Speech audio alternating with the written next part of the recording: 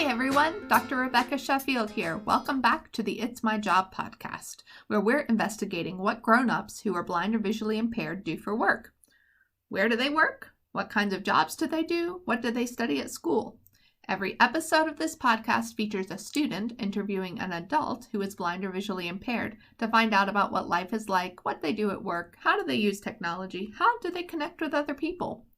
These interview questions were developed by students for students, and we're so excited to share these interviews with you. Be sure to stay tuned after our podcast for more information about how you can get involved. And don't forget to tell your friends and teachers so they can listen too. And now for today's interview. In this episode, Mohammed, a student in the U.S. Virgin Islands, returns for his second interview. Mohammed is interviewing Miss Madelyn Stafford. Miss Stafford is a teacher of the blind and visually impaired at Utah Schools for the Deaf and Blind. Even though there's a little background noise, I think it's cool that we can all be in on the same conversation. From Utah to the Virgin Islands. Let's listen to the discussion between Mohammed and Miss Stafford. So, first question, what is your name? My name is Madelyn Stafford. What is your job? My job, I am a classroom teacher, a teacher for the blind and visually impaired. I see, that's interesting. It is very interesting and fun. So what grade do you teach? That's a good question. I have students that are in first grade, and I have students that are in third grade. I'm in a functional skills elementary classroom. That's interesting. I Okay. really want to be a teacher. You do? What grade do you want to teach? 12th grade. Ooh, why? Well, I just like to give hard work. Hard work. That's a good grade. I've never taught students that are in 12th grade before, but it is a fun age. You haven't even got there yet, and you want to teach students that are older than you. That's fun. Where did you go to college and what did you study? I went to the University of Utah, and I got my bachelor's in special education with an endorsement in visual impairment, and I got my minor in family consumer science. I see. That's cool. Thank you. Do you carry your cane everywhere? I carry my cane in my backpack folded up everywhere, but I use my cane at night or when crossing streets or when I don't feel confident. What about when the schools are open? Like, do you use your cane going to your classroom? I use my cane when I am outside the school traveling to the school, but not inside the school. Why not? Because I have good functional vision and I am able to navigate inside my classroom with my functional vision. Are you used to the environment? Yes, I am used to the environment. Good question. Where did you ever go when you traveled? Yeah, inside the United States, I have been all over. I used to play a sport that you might know called goalball. So I've been to Florida, California, Oregon, DC, a lot of other places. And then outside the United States, I've been to Canada, Costa Rica, and Australia. I see. How do you play goalball? Very good question. So goalball is a sport for the blind, as you know, and it's played on an indoor basketball court. And on a goalball team, you can have up to 6 players, but only 3 are playing on each side at a time. And you have a ball that has a bell in it, and you're throwing the ball underhanded, kind of like a bowling ball, and the opposite side gets down on the floor and blocks the ball with their body. And they're blocking it from listening to the bell and trying to locate it with their ears. And all players are blindfolded, so every player can't see anything, including light. That's pretty interesting. Yeah, it's really fun. You should try it. I need to practice. Ooh, I wonder if there's practice or a team in your area. I'll have to look into that. How do you make sure your students are learning? That is a good question. So my students are in a classroom where I teach math, reading, science, but I also teach Braille and independent living skills. So I use assessments to make sure I know where my students are at. and what they need to use, but I also use the Common Core Curriculum Standards and the Expanded Core Curriculum Standards to know what to teach them. How do you correct and check your paperwork for your students? So my school gave me a school laptop and a school iPad, and I have apps on my iPad such as KNFB Reader that can scan my students' schoolwork and it can read it to me. I also have the app Be My Eyes where I can call someone with sight to read it to me, and I also have a classroom paraprofessional that can help me, but lots of my students' schoolwork is in Braille, so I can just read my students' Braille. That's nice. Yeah. And easy. Yes. So, yeah, I've been thinking about this. Who taught you Braille and how did you learn it so easily? So I learned Braille when I was in first grade from a person just like me, a teacher for the blind and visually impaired. And just like your teacher, she came to my school a couple times a week and taught me Braille, and I learned Braille all through elementary, middle, and high school. And Braille actually did not come very easy to me. I had quite a difficult time with it. After a lot of practice, I figured it out. Yes. Everyone needs practice in Braille. Braille, you have to learn all of the contractions. It's hard, but when you practice, it becomes a lot easier and more fun. Yes.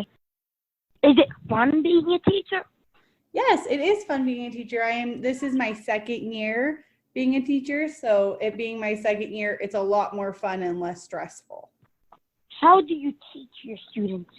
I have a smart TV, which is kind of like a really big iPad, and I teach my students using Google Slides, and I have my students sit on group tables, and I teach in front of them using my Google Slides, and they have the Braille in front of them and the materials in front of them. And we use a lot of songs because my students are really little and they learn from music and using fun materials. I think it's my turn to ask you questions. My first question is, what is your favorite part about being a sixth grader? Well, the help I get, and the work is easy, and I kind of like it. Sixth grade is fun. My second question is, what is your visual impairment? The name of it? Yes. LCA. LCA, Leber's Congenital Amaurosa. Am I right? Yes. Woohoo! Can I ask you a question? Yes. What vision impairment do you have? That is a very good question. I have a couple. I have glaucoma, which is extra pressure in your eyes. And I have uveitis, which is inflammation in your eyes. And I have an undiagnosed retinal condition. So they don't know what is going on with my retina. That's sad. It's okay. I think it was sad when I was younger because I wasn't sure why no one knew, but now being older, I think I've been able to come to terms with it a little bit more. Yes. Take some time, huh? And if you do get your vision back, it's going to get used to reading print and writing it too. Yes, that is true. My third question is, do you carry your cane everywhere? Well, only to school because I'm usually not by myself. So when you are with other people, do you use sighted guide? I do use sighted guide sometimes. Sighted guide. All right. Well, my fourth question is there anybody else in your family that is blind or visually impaired? Yes. Cousins. Do they have the same visual impairment as you? I don't know. Well, that's very interesting. All right. And I have two more questions for you. You ready? Go ahead. Okay. If you could have any animal, which animal would that be? And do you have any animals at home? A guide dog. You have a guide dog. No, I want a guide dog. Oh, you want a guide dog. Do you know what kind of guide dog? I have a dog at home. Oh, you do? That is awesome. I think guide dog will be very helpful. Yes, the guide dog would be very helpful. I do not have one, but I have lots of friends that have their own guide dog. Why don't you use one for a day? Why don't I use one for a day? Well, a guide dog's kind of not like a cane. You can't like borrow someone's cane and use it. A guide dog is specifically trained with the owner. And so if I took someone's guide dog, that dog wouldn't know how to guide me personally. They only know how to guide their own owner. So that's why I don't just use one for a day. Yeah, I haven't named the dog yet. You haven't named the dog yet? No.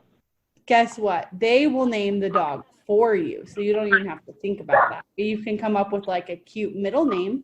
Maybe. All right, you ready for the last question? Yes. If you could go anywhere in the world, where would you go and why? I would go States because the schools over there, they have more equipment and materials, and they teach more efficiently. Which one? Orlando or Miami. Ooh, so you'd go to Florida. I've been to Orlando. I really love Orlando. I have lots of fun things to do. You can also come to Utah, and we have lots of fun mountains. Yes. Mm-hmm. Great. So Mohammed and Ms. Stafford, the last thing that we wanted to talk about was any advice you have for the audience who might be at home and for people who are wondering what they can do to stay busy or to stay entertained while they're stuck at home. Who wants to go first? I'll let Miss Stafford go first. Thank you. Very polite. So advice for teachers, I have really enjoyed doing Google Classroom. It's a really great way to interact with your parents and students. You can upload very easily. Those teachers like me that are blind and visually impaired. I have also enjoyed holding music therapy lessons and library time with my students. Not only teaching math, reading, science, and Braille, I like teaching those fun music, library. And I've also liked making videos for my parents on independent living skills, how they can help their student in the house, set the table, do chores, do things like that. And then fun things I like to do. Every day I like to go outside and go on a walk. I like to do yoga at my house. And I like to stay connected with my friends. I live alone, so I like to do Zoom dinners with my friends. And yeah, that's what I like to do right now. What about you, Mohammed? So what I would do, I would listen to audiobooks, make podcasts. So just like what we're doing now, we're basically interviewing blind or visually impaired adults. That's what I would do for the pandemic. And I really thank Ms. Stafford for sharing her time with us today. And great way to wake up. Hi, it's Dr. Sheffield again. Thanks for listening to the latest episode of the It's My Job podcast. Wasn't that interesting? I learned about teaching, about goalball, and even about guide dog. What did you learn? Did you think of other questions you'd like to ask Ms. Stafford? Would you like to interview someone yourself? Or maybe you have a suggestion of who we should interview next. We'd love to hear your ideas, and there are lots of ways you can connect with us. One way is to share your ideas by phone. Our phone number is 202-688-5044. You can call us and leave a voicemail, or you can send us a text message. If you ask us a question about one of our interviews, we'll try and read the answer in a future podcast.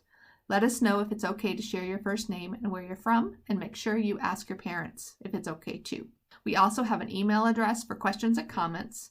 That's going to be askitsmyjob@gmail.com with no spaces. askitsmyjob@gmail.com. No spaces and no apostrophe. And you can find us on Facebook. Just search for Ask It's My Job. We've got a Google Classroom where you can participate in online discussions about our podcast interviews. Teachers can share lesson plans and connect with other teachers. To access Google Classroom, you need to be logged into a personal Google account, not a school or business account. Then go to classroom.google.com and enter the class code USULXEQ. Also, Perkins Paths to Technology is featuring each one of our episodes on their blog. So if you go to the Paths to Technology blog at the Perkins e-learning website, you're going to be able to access all of our past episodes and our current episode, and you can also leave comments. And finally, we have a YouTube channel called It's My Job, where you'll find all of our podcasts. If you missed episode 3, head over to YouTube to hear what Ellie learned from Miss Claire Stanley about careers in law and advocacy. This was our 4th episode, and there will be many more. We need your help. If you're a student who's interested in becoming an interviewer on a future episode, please have your teacher or parent contact us by phone, email, or Facebook, and we'll get you matched up with an interviewee. We'll only ask you to prepare 10 questions for your interview, and then set up a time to record the interview over the phone or over the computer. It's easy and will help you. If you're an adult who's blind or visually impaired and would like to be interviewed, please send us a message via email, phone, or Facebook, and we'll get back to you. Once again, the phone number is 202-688-5044, and our email address is askitsmyjob@gmail.com. We have a lot to be thankful for in this episode. Thanks to Mohammed for a great interview, to Ms. Stafford for sharing her time as our interviewee, to Miss Diane Bronner at Perkins Paths to Technology for those great blog posts. This interview was facilitated by me, Dr. Sheffield, and our music is from purpleplanet.com. With so many people working and studying from home, we really hope that this podcast gives us all a great opportunity to learn from each other and increase our awareness about the amazing jobs that are being done by people who are blind or visually impaired. Have a wonderful day.